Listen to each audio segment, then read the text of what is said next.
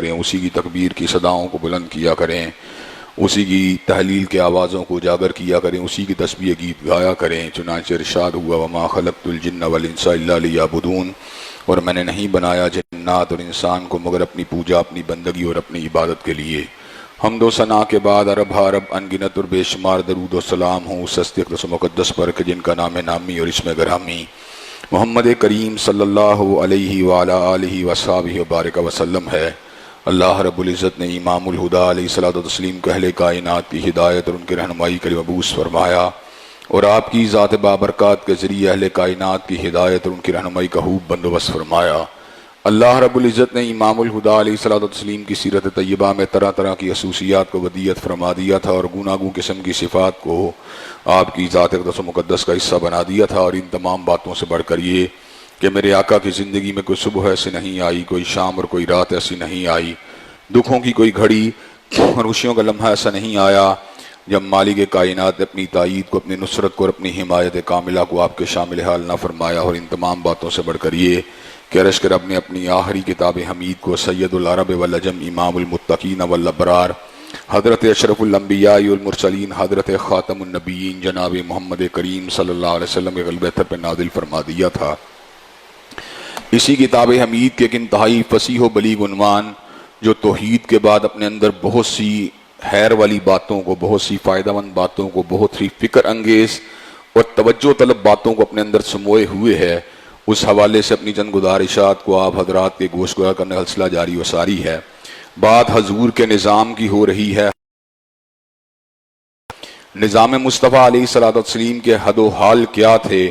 نظام مصطفیٰ کی اساس کیا تھی، نظام مصطفیٰ کی بنیاد کیا تھی۔ سب سے پہلے میں نے اس ضمن میں اس بات کا ذکر کیا کہ حضور نے لوگوں کو توحید کی دعوت دی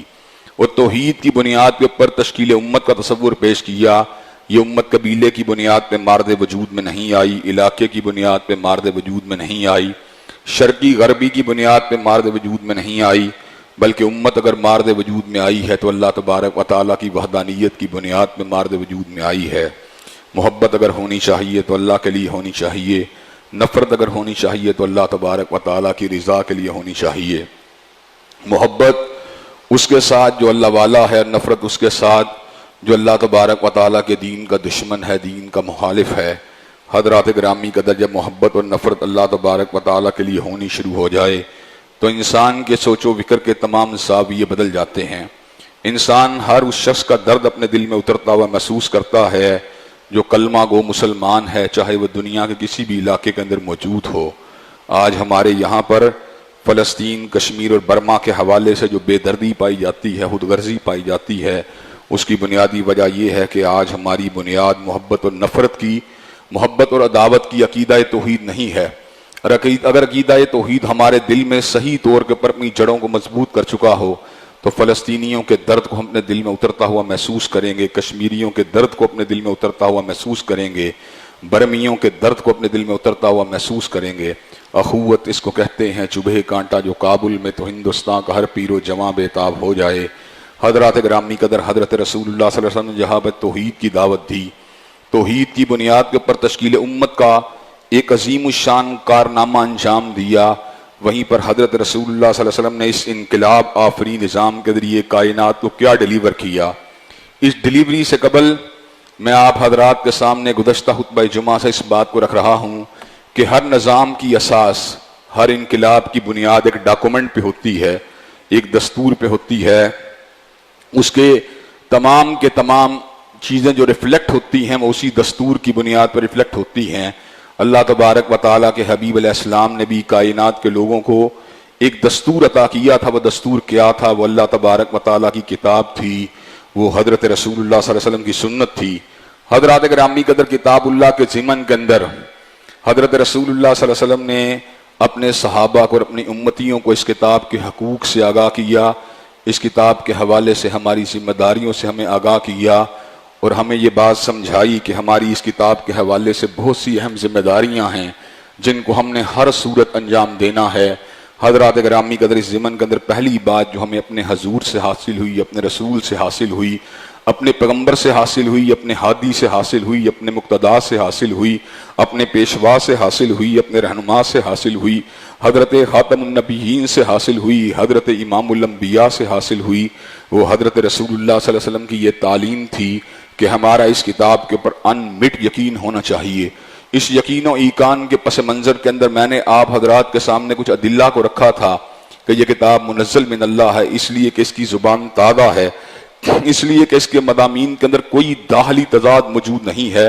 اس لیے کہ یہ آج تک بالکل محفوظ و مامون ہے۔ اسی طرح یہ لوگوں کے سینوں کے اندر اللہ تبارک و تعالیٰ نے اتاری ہوئی ہے۔ اس کتاب کے اوپر ایمان لانے کا نتیجہ کیا نکلتا ہے؟ والذین آمنوا وعملوا الصالحات وآمنوا بما نزل علی محمد وهو الحق من ربهم کفر عنہم سیئاتہم واصلح بالہم۔ باقی حقوق کی ادائیگی تو بعد کی بات ہے، فقط اس کے اوپر ایمان کا نتیجہ یہ نکلتا ہے کہ اللہ تبارک و تعالیٰ انسان کے گناہوں کو معاف کر دیتے ہیں اور اس کے تمام معاملات کو سنوار دیتے ہیں۔ حضرات گرامی قدر،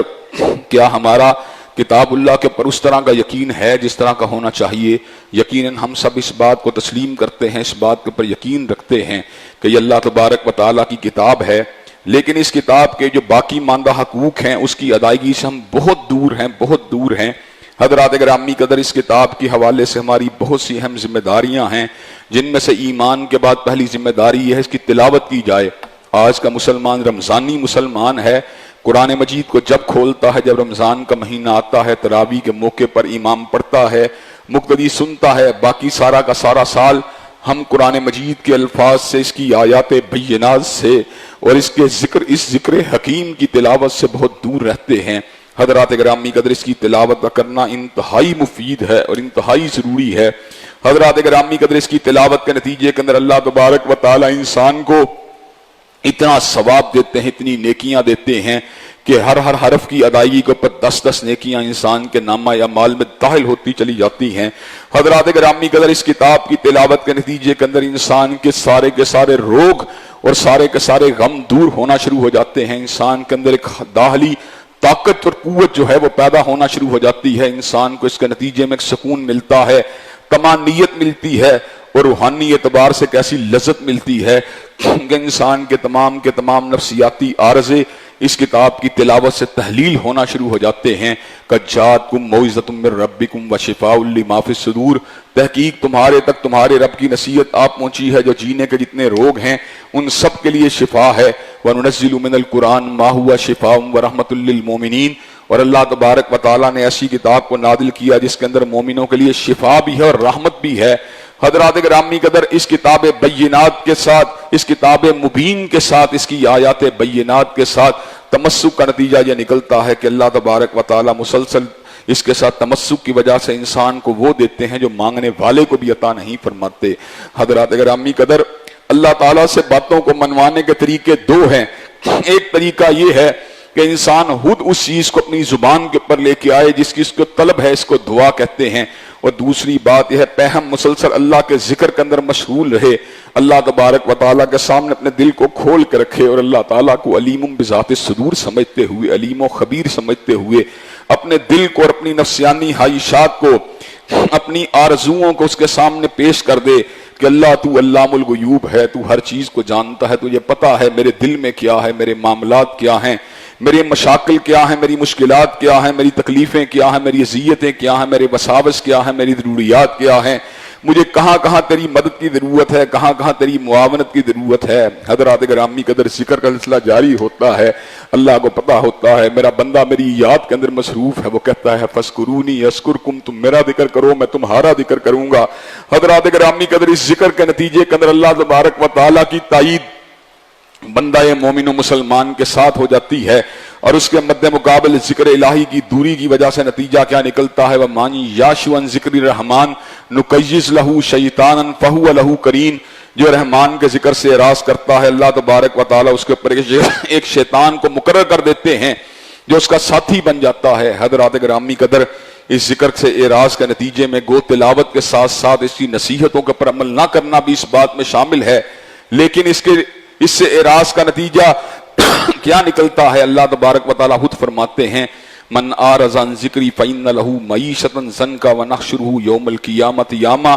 جو میرے ذکر سے روگردانی کرے گا जो इससे अपने मुंह को मोड़ेगा, फ़इन्न लहू मईशतन ज़ंका, मैं उसकी मईशत को तंग कर दूंगा, उसके जीवन को तंग कर दूंगा। व नहशुरुहु यौमल क़ियामत, यामा और क़यामत में उसको अंधा करके उठाऊंगा। वो कहेगा रब्बी लिमा हशरतनी आमा, अल्लाह तूने मुझे अंधा क्यों कर दिया, वक़द कुन्तु बसीरा, मैं तो आंखों वाला होता था। अल्लाह तबारक व तआला कहेंगे कज़ालिक अततका आयातुना फनसीतहा व कज़ालिकल यौम तुनसा, कि मैंने तुझे अपनी आयात दी थी, मैंने तुझे अपनी निशानियां दी थी, लेकिन तूने उन आयात बय्यिनात को बुला दिया, चुनाचे आज मैंने भी तुझे बुला दिया है। हजरात गिरामी कदर, अगर इंसान चाहता है उसकी जिंदगी बड़ी वजाहत के साथ गुजरे, बड़ी तस्कीन के साथ गुजरे और उसकी जिंदगी बहुत अमन और सुकून के साथ गुजरे, उसे किताबुल्लाह के साथ मजबूत तमस्सुक को इख्तियार करना चाहिए। किताबुल्लाह के साथ मजबूत तमस्सुक का सबसे बड़ा नतीजा जो मैंने अपनी जिंदगी में देखा है वो ये निकलता है कि अल्लाह तबारक व तआला उसको ऐसे शैतानी असरात से महफूज कर लेते हैं जो शैतानी असरात इंसान की तबाही के ऊपर मुंतज हो जाते हैं। हजरात गिरामी कदर, इंसान वसवसों की जद में है, इंसान शैतानी असरात की लपेट में है, इंसान शैतानी असरात की जद में है, लेकिन कलामुल्लाह की पहम तलावत की वजह से ये असरात बड़े ही कमजोर हो जाते हैं, बड़े ही ज़ईफ हो जाते हैं। शैतान का हाथ जो है इंसान के दिल के ऊपर पड़ने वाली कैफियत बड़ी कमजोर हो जाती है। इंसान के दिल में एक ऐसी हरारत होती है, दिल के अंदर एक ऐसी रोशनी होती है कि शैतान लईन का तारीख हाथ इंसान के दिल के ऊपर पड़ने से जो है घबराता है, उसे पता होता है अंदर ईमान की हरारत है, अंदर ईमान की रोशनी है। वो उसके दिल के करीब आने की बजाय उससे थोड़ा दूर दूर फासले पर रहता है और उन लम्हात की तलाश में होता है। जब इंसान जिक्रुल्लाह से दूर होगा तो उस वक्त वो उसके ऊपर मुसल्लत होने की कोशिश करेगा, उसके ऊपर हमला करने की कोशिश करेगा। हजरात गिरामी कदर, तिलावत करने वाले लोग तो फिर भी मिल जाएंगे, लेकिन जो इससे अगला हक है उसके ऊपर अमल करने वाले लोग मजीद कम मिलेंगे। उससे अगला हक क्या है? कुरान मजीद की फकत तिलावत करना, ये भी बहुत बड़े अजर सवाब की बात है, ये भी बहुत बड़ी कारनामे की बात है, यही बहुत बड़ी अजमत की बात है, लेकिन ये काफी नहीं है। ये इसके ऊपर किताबुल्लाह के हकूक मुकम्मल नहीं हो जाते, बल्कि इसकी आयात पे तदब्बुर करना और अल्लाह तबारक व तआला के पैगाम को समझने की कोशिश करना, इल्म व हिकमत के उन मोतियों को चुनने की कोशिश करना जो अल्लाह तबारक व तआला ने अपने बंदे के पास भेजे हैं, ये हम सबकी जिम्मेदारी है। फला यतदब्बरून अल कुरान अम अला कुलूबिन अक़फ़ालुहा, अल्लाह तबारक व तआला खुद इस अमर का ऐलान फरमाते हैं, लोग कुरान मजीद की आयात बय्यिनात के ऊपर तदब्बुर क्यों नहीं करते? क्या उनके दिलों के ऊपर ताले लगे हुए हैं? हजरात गिरामी का अगर दिलों के ऊपर ताले ना हो, मईशत की मोहब्बत का ताला, बीवी बच्चों की मोहब्बत का ताला, मुआशी सरगर्मियों का ताला, इक़्तिदार की हवस का ताला, शोहरत की हवस का ताला, हजरात गिरामी कदर मुआशरे की रस्म व रवाज का ताला और झूठे नामो नमूद का ताला, अगर ये ताला इंसान के दिल के ऊपर न लगा हो तो इंसान जो है वो आयात बय्यिनात के ऊपर जरूर गौर करे और इस बात को जरूर समझने की कोशिश करे। ये 30 साल जिंदगी, ये 40 साल जिंदगी, ये 50 साल जिंदगी जो है वो मेरे, उसके बाद मैंने मरना है और इस जिंदगी ही के हुस्न के अंदर खोकर, इस जिंदगी ही की रानाई के अंदर खोकर मैंने अपना बेड़ा गर्क नहीं कर लेना। बाबर बायश कोश आलम दोबारा नेस का फलसफा कि इस जिंदगी के बाद कुछ जिंदगी नहीं है। हजरात गिरामी कदर, आज यूनिवर्सिटियों के जरिए, कॉलेजेस के जरिए हमारे अंदर इंजेक्ट किया जा रहा है,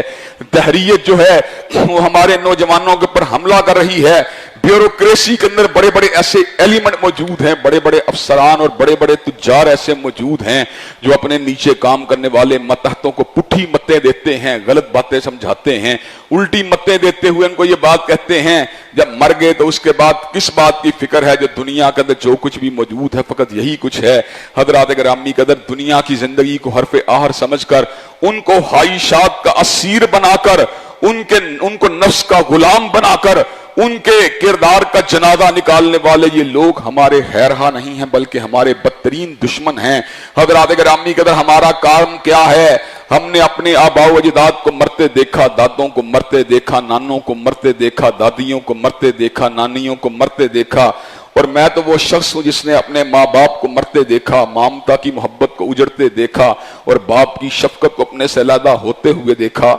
हजरात गिरामी कदर, इतनी मैयतों को कब्रों में उतारने के बाद और इतने जनादों को उठाने के बाद और इतने जनादों को पढ़ाने के बाद और इतनी मैयतों को गुस्ल देने के बाद और इतने जो है मुर्दों को कफन देने के बाद भी अगर मेरे जिस्म के ऊपर और मेरे वजूद के ऊपर, मेरे रूह के ऊपर, मेरे कल्ब के ऊपर تالا لگا ہوا ہے تو پھر بڑے ہی افسوس کی بات ہے. پھر اس کا مطلب یہ ہے میرا دل سخت ہو چکا ہے, میرے دل کے اندر ہدایت کو جو ہے پانے کی صلاحیت جو ہے مفقود ہو چکی ہے. اللہ تبارک و تعالیٰ نے ذکر الہی سے دور ان دلوں کی کیفیت کو بڑے احسن انداز میں بیان کیا ہے. اللہ تبارک و تعالیٰ فرماتے ہیں ثم قست قلوبکم من بعد ذالک فہی کالحجارہ, اور پھر انسانوں کے دل اتنے سخت ہو جاتے ہیں کہ پتھروں کی مانند ہو جاتے ہیں. او اشد قسوہ, بلکہ پتھروں سے بھی زیادہ شدید سخت ہو جاتے ہیں. وَإِنَّ مِنَ الْحِجَارَةِ لَمَا يَتَفَجَّرُ مِنْهُ الْأَنْهَارُ وَإِنَّ مِنْهَا لَمَا يَشَّقَّقُ وَيَخْرُجُ مِنْهُ الْمَاءُ وَإِنَّ مِنْهَا لَمَا يَهْبِطُ مِنْ خَشْيَةِ اللَّهِ, کہ بے شمار پتھر ایسے ہیں جن کے اندر سے لوگوں کے لیے نہریں نکل آتی ہیں, اور بے شمار پتھر ایسے ہیں جو خوف خدا کی وجہ سے اوپر سے نیچے گر پڑتے ہیں. وہ انسانوں تمہارے دلوں کو کیا ہو گیا ہے کہ تمہارے دل ان پتھروں سے بھی زیادہ سخت ہیں جو مالک کائنات کی حیثیت کو اختیار کرنے کے پر آمادہ و تیار نہیں ہیں. وَمَا خَلَقْتُ الْجِنَّ وَالْإِنسَ إِلَّا لِيَعْبُدُونَ, میری زندگی کا مقصد اللہ کی پوجا کرنا تھا. وَمَا خَلَقْنَا السَّمَاءَ وَالْأَرْضَ وَمَا بَيْنَهُمَا لَاعِبِينَ, اور میرے پروردگار نے زمین و آسمان اور ان کے مابین جو کچھ بھی بنایا تھا کھیل تماشے کے لیے نہیں بنایا تھا. لَوْ أَرَدْنَا أَن نَتَّخِذَ لَهْوًا لَاتَّخَذْنَاهُ مِن لَّدُنَّا إِن كُنَّا فَاعِلِينَ, اگر اللہ نے کھیل ہی کھیلنا ہوتا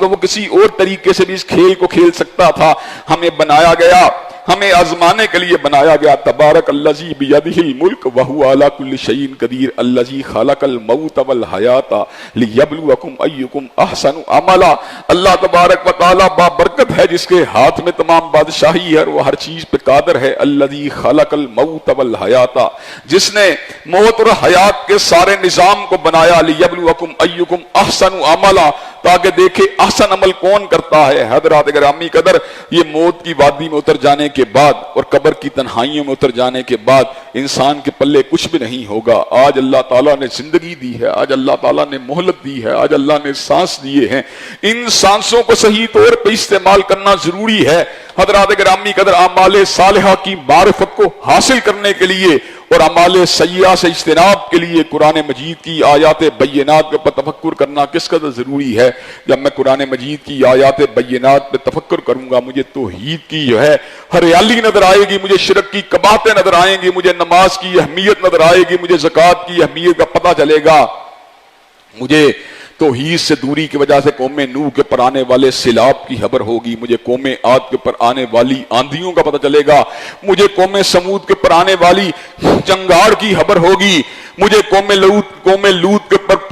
برسنے والے پتھروں کا علم ہوگا, مجھے قوم مدین کے پر آنے والی چیخ کی خبر ہوگی, مجھے فرعون کی عقوبت کا پتہ چلے گا, مجھے قارون کے زمین میں دھنس جانے کی خبر ہوگی, مجھے شداد کی جاگیر کے اجڑ جانے کی خبر ہوگی. حضرات گرامی قدر, ایسے عالم کے اندر میرے علم میں یہ بات ہوگی, میرا پروردگار جو ہے وہ سریع الحساب ہے, وہ شدید العقاب ہے, وہ علی کل شیء قدیر ہے, وہ فعال لما یرید ہے, وہ ہر چیز پہ قادر ہے, وہ متصرف فی الامور ہے, وہ مدبر الامور ہے. اس کی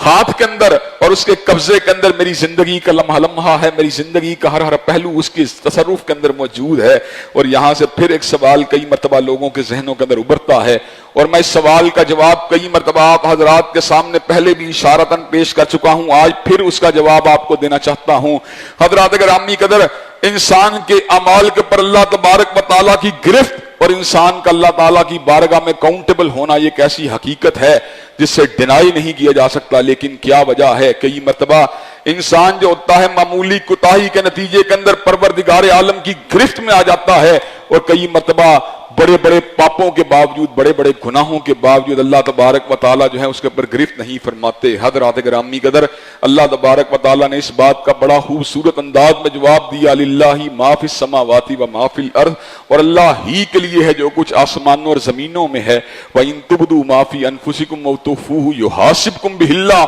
اور اگر تم کسی چیز کو ظاہر کرو یا چھپا لو, يُحَاسِبْكُم بِهِ اللَّهُ, اللہ تبارک و تعالیٰ تمہارا محاسبہ کر رہا ہوتا ہے. پھر اللہ تبارک و تعالیٰ کیا وجہ ہے کہ تو کچھ لوگوں کو عذاب دیتا ہے، کچھ لوگوں کو چھوڑ دیتا ہے؟ تو اللہ نے کہا فَيَغْفِرُ لِمَنْ يَشَاءُ وَيُعَذِّبُ مَنْ يَشَاءُ وَاللَّهُ عَلَىٰ كُلِّ شَيْءٍ قدیر، میں جس کو چاہوں عارضی طور پہ یا لمبے عرصے کے لیے مہلت دے دوں یا اس کو معاف کر دوں، اور جس کو چاہوں اپنی گرفت میں لے آؤں، جس کو چاہوں اپنی پکڑ میں لے آؤں۔ واللہ علی کل شیء قدیر، یقیناً میرا پروردگار جو ہے وہ ہر چیز کے اوپر قادر ہے۔ حضرات گرامی قدر،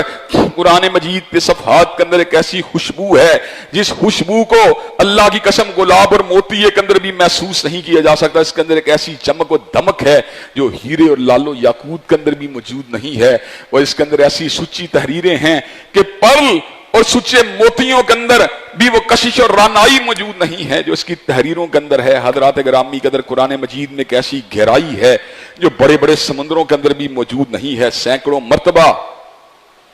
قرآن مجید کی تلاوت کرنے کے باوجود بھی آج بھی جب میں قرآن مجید کی تلاوت کرتا ہوں تو ہر تھوڑی دیر کے بعد چونک جاتا ہوں، ہر تھوڑی دیر کے بعد رک جاتا ہوں اور محسوس کرتا ہوں کہ اس رکوع کے اندر میں نے ایک ایسی بات کو پایا جو آج سے قبل کبھی میری زندگی کے اندر میرے سامنے نہیں آئی۔ ہر رکوع جو ہے وہ مجھے روکتا ہے اور میرے اندر مجھے چونکنے کے اوپر مجبور کر دیتا ہے۔ ایسے عالم کے اندر میں اس بات کو تسلیم کرنے کے اوپر مجبور ہو جاتا ہوں، کلام اللہ ہے، اس کی گہرائی کا مقابلہ، اس کی وسعت کا مقابلہ، اس کی ہماگیریت کا مقابلہ کائنات کی کوئی کتاب نہیں کر سکتی۔ حضرات گرامی قدر، اس کی آیات کے اوپر تدبر کرنا، اس کی آیات کے اوپر غور و فکر کرنا بڑے اعزاز کی بات ہے، اور اللہ تعالیٰ کے فضل و کرم سے دینی مدارس کے طلباء اس فریضے کو بطریق احسن انجام دے رہے ہیں۔ لیکن حضرات گرامی قدر جو ہے تدبر کرنے والے، ترجمے کو سمجھنے والے لوگ تو پھر بھی مل جائیں گے، لیکن اس کے اوپر عمل کرنے والے لوگ مزید تھوڑے ہیں۔ حضرات گرامی قدر، فقط تدبر کر لینا کافی نہیں ہے، لیکن ان آیات بینات کو اپنی زندگی کا حصہ بنا لینا اور ایک ایک آیت پر عمل کرنے کی کوشش کرنا اور اس بات کا فیصلہ کر لینا جو قرآن کا حلال ہے وہی میرے لیے حلال ہے، جو قرآن کا حرام ہے وہی میرے لیے حرام ہے، جو قرآن کی ہدایت ہے وہی میرے لیے ہدایت ہے، جو قرآن کی گمراہی ہے وہ میرے لیے گمراہی ہے، جو قرآن مجید کی جنت ہے وہی میری جنت ہے، جو قرآن مجید کی جہنم ہے وہی میری جہنم ہے، جو قرآن کی اونچائی ہے جس کو قرآن نے اونچا کہا وہی میرے لیے اونچا ہے، جس کو قرآن نے نیچا کہا وہی میرے لیے نیچا ہے۔ حضرات گرامی قدر، یہ اصل کمال کی بات ہے، یہ اصل کمال کی بات ہے کہ اس کی آیات بینات کے پر عمل کیا جائے۔ حضرات گرامی قدر، میں نے کئی مرتبہ اس بات کو محسوس کیا کہ انبیاء رسول اللہ کے چلے جانے کے بعد اور صحابہ تابعین اور تبع تابعین کے چلے جانے کے بعد مومنوں کی جماعت بڑی فضیلت والی ہے، اور مومنوں کی جماعت کے اندر عالم باعمل کا جو مقام ہے وہ انتہائی بلند ہے، انتہائی بلند ہے۔ حضرات گرامی قدر، عالم باعمل جو قرآن مجید کی آیات کے اوپر غور کرنے کے بعد اور احادیث طیبہ کے اوپر تدبر کرنے کے بعد ان آیات کو اپنی زندگی کا حصہ بناتا ہے، وہ کمال کا عالم ہے۔ اور حضرات گرامی قدر، اس کے مد مقابل وہ علماء جو آیات اللہ کے مفہوم کو سمجھتے ہیں، اس کے ترجمے کو سمجھتے ہیں، اس کی تفسیر، اس کی تشریح، اس کی توضیح کو سمجھتے ہیں، لیکن اس کے اوپر عمل نہیں کرتے۔ حضرات گرامی قدر، ان کے بارے میں میرے ذہن میں علماء یہود کی وہ وعیدیں آ جاتی ہیں کہ یہ ایسے لوگ ہیں گویا کہ گدھے کی پشت کے اوپر کتابوں کے پشتارے کو ڈال دیا گیا ہو۔ حضرات گرامی قدر، گدھے کی پشت کے اوپر اگر پشتارے کو ڈال دیا جائے، اس کے اوپر کتابوں کے بوجھ کو ڈال دیا جائے، کمثل الحمار یحمل اسفارا، تو جس طرح ان کتابوں کا بوجھ جو ہے گدھے کو کوئی فائدہ نہیں دے سکتا، اسی طرح علم کا ایک بوجھ ہے جو ایسے علماء کے سر کے اوپر تو موجود ہے، ان کے دماغوں کے اوپر تو موجود ہے، لیکن ان کی زندگیوں کو فائدہ نہیں دے سکتا۔ حضرات گرامی قدر، مخلص عالم باعمل ہونا انتہائی ضروری ہے۔ اگر عالم ریاکار ہے، عالم دکھلاوے کا شکار ہے، عالم نمود و نمائش کا شکار ہے، عالم اپنے آپ کو جو ہے بلند بنانے کی زوم کے اندر مبتلا ہے، بلند بنانے کی خواہش کے اندر مبتلا ہے، یقین کیجئے وہ خائب و خاسر ہے، وہ ناکام و نامراد ہے۔ جہنم کے دہکتے ہوئے انگاروں کے اندر جہاں جہاں بڑے بڑے مجرموں کو ڈال دیا جائے گا، فرعون کو ڈال دیا جائے گا، قارون کو ڈال دیا جائے گا، حامان و شداد کو ڈال دیا جائے گا، وہاں پر اس جہنم کی آگ کے اندر ایک شہید اور ایک عالم کو بھی ڈال دیا جائے گا۔ شہید کہے گا، اس سے پوچھا جائے گا تو نے کیا کیا؟ کہا اللہ تعالیٰ میں تیرے راستے میں لڑا، اتنا لڑا کہ میں اپنی جان کو بھی قربان کر دیا۔ اللہ تعالیٰ کہیں گے نہیں تو اس لیے نہیں لڑا، بلکہ تیرے لڑنے کی بنیادی وجہ یہ تھی لوگ تجھے بہادر کہیں، چنانچہ دنیا میں تیری بہادری کے چرچے ہو گئے، آج تیرے جہنم کے دہکتے ہوئے انگارے ہیں۔ اسی طرح وہ لوگ، وہ شخص جسے لوگ علامہ سمجھتے رہے، ڈاکٹر سمجھتے رہے، حافظ سمجھتے رہے، مولانا سمجھتے رہے، لیکن وہ مولانا اللہ کی طرف بلانے کی بجائے اپنی شخصیت کی بلندی کے لیے وقف تھا اور اپنی شخصیت کی نمود و نمائش کے لیے کوششیں کر رہا تھا۔ حضرات گرامی قدر، اس کے سینکڑوں خطبات کے نتیجے میں ہزاروں لوگ تو شاید جنت میں چلے جائیں عمل کرنے کی وجہ سے، لیکن وہ خود جنت میں نہیں جا سکتا۔ حضرات گرامی قدر، اللہ تبارک و تعالیٰ اس کو بلائیں گے، اس سے پوچھیں گے تو کیا کرتا رہا؟ کہے گا اللہ تعالیٰ تیرے دین کی تعلیم کو دیتا رہا، تیرے قرآن مجید کی تلاوت کو کرتا رہا۔ تو ایسے عالم میں پروردگار عالم کہیں گے تو نے یہ کام اگر کیا تھا اپنی ذاتی وجاہت کے لیے کیا تھا، شہرت کے لیے کیا تھا، فقط کیل پس تجھے کہہ لیا گیا، آج میرے پاس تیرے لیے کچھ بھی نہیں ہے، تیرے لیے جہنم کے دہکتے ہوئے انگارے ہیں۔ حضرات گرامی قدر، عالم بعمل ہونا بڑے ہی کمال کی بات ہے، اور حضرات گرامی قدر عمل کرنے والے لوگ جو ہیں وہ پھر بھی مل جائیں گے، لیکن عمل کرنے والے لوگوں میں سے وہ لوگ جو قرآن مجید کی تبلیغ کرتے ہیں، جو اس کی آیات بینات کو لوگوں تک پہنچاتے ہیں، وہ لوگ مزید کم نظر آئیں گے۔ حضرات گرامی قدر، بہت سے لوگ بعمل ہیں اور پوری طرح دین پہ عمل کرنے کی کوشش کرتے ہیں، سنت نبوی شریف پہ بھی عمل کرتے ہیں، داڑیاں رکھتے ہیں، نمازوں کو پڑھتے ہیں، لیکن ان کا عمل اتنا کمزور اور محدود ہے کہ ان کے اثرات ان کے بیٹوں پہ نظر نہیں آتے، بیٹیوں پہ نظر نہیں آتے، بیویوں پہ نظر نہیں آتے۔ چراغ تلے اندھیرے کی مانند یہ ساری کی ساری زندگی گزر رہی ہے۔ خود تو مسجد میں جا رہا ہے لیکن بیٹے کو کبھی بھی مسجد میں جانے کی دعوت نہیں دیتا، خود تو داڑھی رکھتا ہے لیکن بیٹے کو داڑھی رکھنے کی دعوت کبھی بھی نہیں دیتا، خود تو اپنے آپ کو تہجد کے پرمادہ تیار کرتا ہے لیکن بیوی جو ہے بے پردہ ہے، بیٹی بے پردہ ہے۔ حضرات گرامی قدر، ہمسائے میں دعوت دینا تو بڑی دور کی بات ہے، لوگوں کو دعوت دینا تو بڑی دور کی بات ہے، چراغ تلے اندھیرا ہی اندھیرا ہے۔ حضرات گرامی قدر، وہ لوگ جو اپنے آپ کو اللہ تبارک و تعالیٰ کے دین کی تبلیغ کے لیے اپنے آپ کو وقف کیے رکھتے ہیں، حضرات گرامی قدر وہ کمال کے لوگ ہیں۔ اگر ان کے اندر خلوص ہے، ان میں ریاکاری نہیں ہے، تو ان کے لیے خیر ہی خیر ہے، خیر ہی خیر ہے۔ حضرات گرامی قدر، یہ عمل صالح کی ترغیب دینے والے لوگ اور لوگوں کو نیکی کا حکم دینے والے یہ لوگ کتنے بلند ہیں۔ حضرات گرامی قدر، آپ ان کی رفت کا اندازہ اس بات سے لگائیں، جب یہ کسی کو اعمال صالحہ کی دعوت دیتے ہیں اس کا پتہ کیا نتیجہ نکلتا ہے؟ آپ نے کسی کو نماز باجماعت کی دعوت دی، وہ نمازی بن گیا، اس نے ایک نماز کو ادا کیا، اس کو 27 نمازوں کا اجر ملے گا، وہ بیت اللہ شریف پہ پہنچا، اس نے نماز کو ادا کیا، باجماعت ادا کیا، 27 لاکھ نماز کا اس کو ثواب ملے گا۔ جہاں 27 لاکھ نمازیں اس کے نامہ اعمال میں لکھی جائیں گی، وہاں دعوت دینے والے کے نامہ اعمال میں بھی 27 لاکھ نمازوں کو لکھ دیا جائے گا۔ دعوت دینا اتنا بڑے اجر و ثواب کی بات ہے۔ اسی لیے سید الاولین والآخرین کے مقام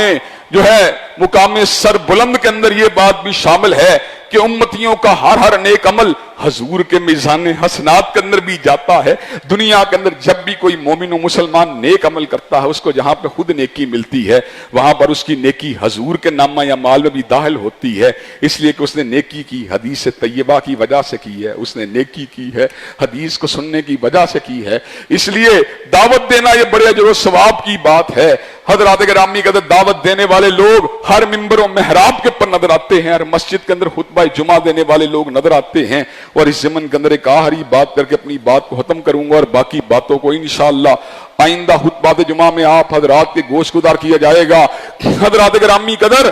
لیکن یہ دعوت دینے والے لوگوں میں سے وہ لوگ جو اللہ کے دین کے قیام کی بات کرتے ہیں، جو قرآن مجید کے نفاذ کی بات کرتے ہیں، وہ بہت کم نظر آتے ہیں۔ حضرات گرامی قدر، 1000 مسجدیں ہیں تو 10 خطیب بھی ایسے نظر نہیں آتے جو قرآن مجید کے قیام کی بات کریں، جو قرآن مجید کے نفاذ کی بات کریں۔ حضرات گرامی قدر، قرآن مجید کی درجنوں نہیں 20 آیات ایسی ہیں جو موقوف ہیں اس وقت تک جب تک نظام قرآن اس ملک کے اندر اس دھرتی کے پر موجود نہیں ہوتا۔ حضرات گرامی قدر، جب میں سورہ نور کی تلاوت کرتا ہوں مجھے یہ آیت نظر آتی ہے، زانیۃ والزانی فاجلدوا کل واحد منہما 100 جلدہ ولا تاخذکم بہما رافۃ فی دین اللہ ان کنتم تؤمنون باللہ والیوم الآخر ولیشہد عذابہما طائفۃ من المؤمنین۔ زانی اور زانیہ کو 100 کوڑوں کی سزا ملنی چاہیے، یہ ان کے کیے کی سزا ہے، اور اس موقع کے اوپر جو ہے مومنوں کی ایک جماعت موجود ہونی چاہیے۔ حضرات گرامی قدر، جس وقت میں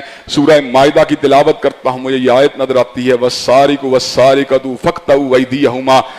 جزاءً بِمَا كَسَبَا نَكَالًا مِّنَ اللَّهِ وَاللَّهُ عَزِيزٌ حَكِيمٌ۔ چور اور چورنی کے ہاتھوں کو کٹنا چاہیے، یہ ان کے جرم کی سزا ہے، اور سزا اس نے دی ہے جو عزیز حکیم ہے۔ حضرات گرامی قدر، جب میں سورہ بقرہ کی تلاوت کرتا ہوں یہ آیت نظر آتی ہے، یا ایھا الذین آمنوا کتب علیکم القصاص فی القتل الحر بالحر والعبد بالعبد والانثى بالانثى۔ مجھے یہ بات نظر آتی ہے کہ قصاص، قتل کا بدلہ قصاص ہے، قتل کا بدلہ قتل ہے۔ اگر مرد قتل کرے جواب میں مرد کو قتل کیا جائے گا، اگر عورت قتل کرے تو جواب میں عورت کو قتل کیا جائے گا، اگر آزاد قتل کرے آزاد کو قتل کیا جائے گا، اگر غلام قتل کرے جواب میں غلام کو قتل کیا جائے گا۔ لیکن ان آیات بینات کے پر عمل کرنے کے لیے ملک میں نظام کتاب و سنت کا ہونا ادھا ضروری ہے۔ حضرات گرامی قدر، لارنس روڈ کے باہر ہم کسی چور کے ہاتھ کو نہیں کاٹ سکتے، مرکز القادسیہ کے باہر ہم کسی چور کے ہاتھ کو نہیں کاٹ سکتے، جامعہ منصورہ کے بعد ہم کسی چور کے ہاتھ کو نہیں کاٹ سکتے۔ حضرات گرامی قدر، راوی روڈ کے دفتر کے بعد ہم کسی چور کے ہاتھ کو نہیں کاٹ سکتے۔ چور کے ہاتھ کیا ہاں سب کاٹیں گے؟ کیا میاں صاحب کاٹیں گے؟ نہیں نہیں، چور کے ہاتھ جب کٹیں گے جب نظام مصطفیٰ اس ملک کے اندر موجود ہوگا، جب نظام کتاب و سنت اس ملک میں موجود ہوگا۔ حضرات گرامی قدر، معیشت کی بہتری کی وجہ سے اور اپنے آپ کو ماڈرن ثابت کرنے کی وجہ سے ہم بالعموم نفاذ کتاب و سنت سے گریزاں نظر آتے ہیں، نظام کتاب و سنت سے ہچکچاہٹ کا شکار نظر آتے ہیں۔ میرے پروردگار عالم نے معیشت کی گتھی کو بھی سلجھا دیا، وَلَوْ أَنَّهُمْ أَقَامُوا التَّوْرَاةَ وَالْإِنجِيلَ وَمَا أُنزِلَ إِلَيْهِم مِّن رَّبِّهِمْ لَأَكَلُوا مِن فَوْقِهِمْ وَمِن تَحْتِ أَرْجُلِهِمْ۔ اگر وہ تورات، انجیل اور قرآن مجید کی آیات کو قائم کرنا شروع کر دیں، لَأَكَلُوا مِن فَوْقِهِمْ وَمِن تَحْتِ أَرْجُلِهِمْ، تو اللہ آسمانوں سے بھی ان کو رزق دے گا، زمین سے بھی ان کو رزق دے گا۔ معیشت کی گتھیاں جو ہیں ساری کی ساری الجھی ہوئی سمر جائیں گی۔ حضرات گرامی قدر، کیسے سمریں گی؟ جب کتاب و سنت کو اس ملک کے اندر لاگو کر دیا جائے گا، دھرتی کے اوپر لاگو کر دیا جائے گا۔ حضرات گرامی قدر، یہ کچھ قرآن مجید کے حقوق تھے جن کو میں نے آپ حضرات کے گوش گزار کیا۔ اس کتاب اللہ کے ساتھ سنت نبی شریف کا کیا جڑاؤ تھا، اور حضور نے کتاب کے ساتھ جو حکمت کی تعلیم دی اپنے نظام کے قیام سے قبل، وہ کیا حکمت تھی؟ حضرات گرامی قدر، اس حوالے سے اپنی گزارشات کو آئندہ خطبہ جمعہ میں آپ حضرات کے گوش گزار کیا جائے گا۔ اللہ تبارک و تعالی جو باتیں کہیں اور سنی گئی ہیں ان پہ ہم سب کو عمل پیرا ہونے کی توفیق دے۔ وآخر دعوانا الحمدللہ رب العالمین۔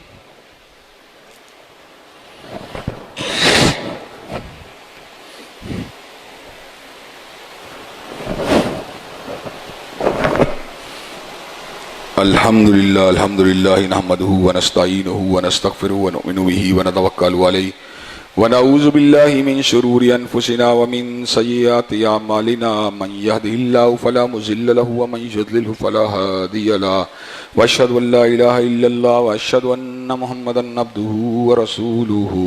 اما بعد فإن خیر الحدیث کتاب اللہ وخیر الہدی ہدی محمد صلی اللہ علیہ وسلم، وشر الامور محدثاتها وكل محدثة بدعة وكل بدعة ضلالة وكل ضلالة في النار۔ حضرات گرامی قدر، ہر انقلاب کا نظام کا دستور ہوتا ہے۔ نظام اسلام کا، نظام مصطفیٰ کا دستور رسول کتاب و سنت ہے۔ کتاب اللہ کے کچھ حقوق ہیں، اس پہ اوپر ایمان لے کے آیا جائے، اس کی تلاوت کی جائے، اس پہ تدبر کیا جائے، اس پہ عمل کیا جائے، اس کی تبلیغ کی جائے اور اس کے قیام کے لیے کوشش کی جائے۔ حضرات گرامی قدر، ان تمام حقوق کی ادائیگی ہم سب کے ذمہ واجب الادا ہے۔ یقین کیجئے، آپ کی معیشت کے معاملات ہوں یا دیگر معاملات ہوں، اللہ تعالیٰ کے فضل و کرم سے تمام کے تمام معاملات سمر جائیں گے اگر ہم اس ملک کے اندر کتاب اللہ اور سنت رسول اللہ کو لاگو کر دیں گے۔ یا آئے دن ریپ کے واقعات، یا آئے دن قتل و غارت گری کے واقعات، جیسے سٹریٹ کرائمز کے واقعات، اس کی بنیادی وجہ قانون کی عملداری کا نہ ہونا ہے۔ اگر قانون کی عملداری موجود ہو تو ایسی صورت کے اندر یہ تمام کے تمام معاملات حل ہو سکتے ہیں۔ قومی اسمبلی میں قراردادیں تو پیش کر دی گئیں لیکن ان پہ عمل نہیں کیا جا رہا۔ اللہ تبارک و تعالی ہم سب کو نظام کتاب و سنت پہ عمل کرنے کی توفیق دے۔ ان اللہ یامر بالعدل والاحسان وایتاء ذی القربی وینہی عن الفحشاء والمنکر والبغی سبحان ربک رب العزۃ عما یصفون والسلام علی المرسلین والحمد